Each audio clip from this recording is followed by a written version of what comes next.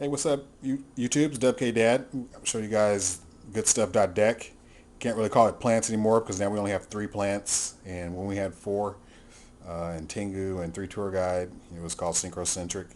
So I just call it Goodstuff.dek because the deck is filled with good cards: 2 Debris, Lone Fire, Sanguine, Dandelion Spore, 3 Spy, 2 Tour Guides, 1 Snowman Eater, 3 Thunder King, 2 Chaos Blockbuster Soldier, 2 Veiler, Gores Maxi, 3 Typhoon, 1 Enemy Controller, Foolish Burial, Heavy Storm, Scapegoat, Mind Control, Pot of Avarice, Dark Hole, Book of Moon, 2 Warning, 1 Solemn Judgment, 2 Dimensional Prison, 2 Torrential, The Exceeds, Livier, Tempo, Leviathan, Zen Mains, Utopia, the Synchros, Exceeds, Synchros, Formula, Army Arm, Cataster, Librarian, Orient Dragon, Gungnir, Ancient Fairy Dragon, Black Rose Dragon, Scrap Dragon, and Stardust Dragon. We'll work our way back up.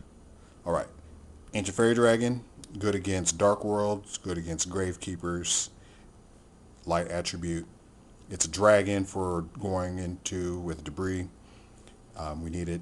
I only run the single snowman to make Gungnir, but when I built this deck, my mindset was having outs to different situations, just utility, overall utility, and that's pretty much explains a lot of the card choices. So when you see Orient Dragon over Gaia Knight, you got to realize that Debris Dragon plus Max C.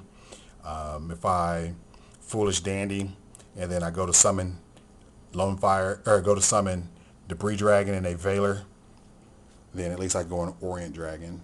I know it's smaller than Iron Chain, but Orient Dragon can banish opposing synchros, especially one's name, Legendary Six Samurai Shien. So that's why I run Orient Dragon. As far as Exceeds, Tempo is an out to opposing Exceeds. Then you know these 2 guys are almost staple. Zenmain Stall, Utopia. I'm running Spies.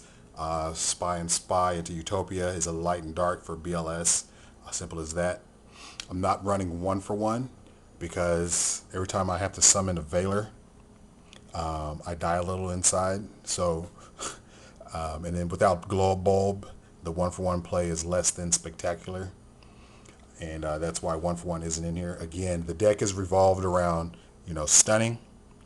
You have my stun cards, keep my opponent off the field, and then making a counter push, respond counter push, or let them walk into my trap, let them attempt to set up, and then break up their play.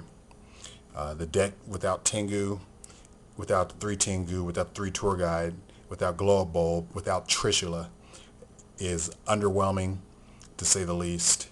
And so I constructed the deck to have overall utility and then outs, and being able to set up under different situations.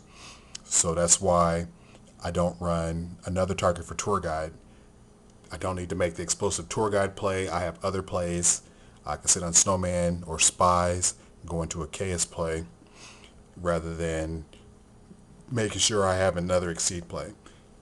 Yes, there's good targets for Tour Guide. You have Kushano, you have Poison Cloudian Poison Cloud, which also gives you access to debris to Gungnir through Debris Dragon.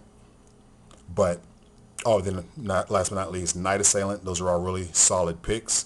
But like I said, I don't need it. It's perfectly fine to go Tour Guide into Tour Guide and make a play. I run other level 3s that, when necessary, if I need to make a rank 3 play, I'll have it. Plus, with the addition of Mind Control and Enemy Controller, those plays are still there without having to run a subpar card. Now, I'm saying that it's not good. It's just subpar. I don't think it's necessary. My monster lineup, they all do something on their own. They're all decent standalone cards for the most part. I mean, Spore's not standalone, but he is a tuner and he works with these guys. So, overall standalone cards. And yes, Night Assailant is a standalone card as well, but I'd rather run the Tech Snowman Eater You know, you'll see other builds. They'll instead of the 3 spies, they'll run a second Snowman Eater, 2 Card Trooper. Instead of 2 Chaos, they'll run a Zephyros. And instead of the Max C, they might run a Cyber Valley. They might run Night Assailant. They might run Kushano or whatever. So, you know, it's like 5 card difference. But I feel that this build gives me overall presence on a board. It allows me to tempo shift better. Because, I mean, people don't expect Chaos and then I drop a second Chaos. They attack it to a spy with a Thunder King. I can force a negate by going to Utopia. I can tribute for Chaos and hit a back row or hit Thunder King himself and run him over, that kind of thing. So those are the kind of plays that I aim to go for.